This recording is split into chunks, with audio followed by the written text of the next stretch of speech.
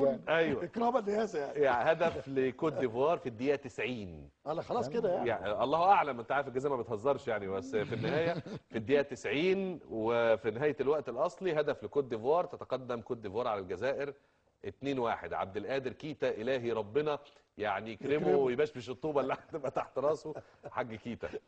جزء من العلاج على نفقه الدوله. انا خلاص انا اتعالجت، انا كده خفيت الحمد لله. الحقيقه يعني. كمل يا دكتور.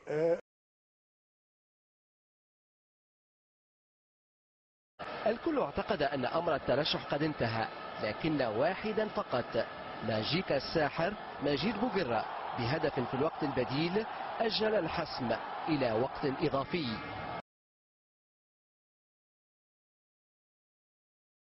ويشد ازرهم. احنا عندنا بطوله مهمه جدا في يناير، بطوله كاس الامم في انجولا. ان شاء الله. والقرعه النهارده، القرعه لطيفه جدا. الجزائر 3 القرعه بعيد عننا خلاص. لا ده انا عايز اقول لحضرتك ان تقريبا القرعه دي والله اعلم كده موجهه، اتعمل بحيث ان مصر والجزائر ما يلتقوش الا في حاله واحده، ان احنا الاثنين نوصل النهائي، وهم طبعا عمرهم ما هيوصلوا النهائي باذن الله، فمش هنلتقي. لا احنا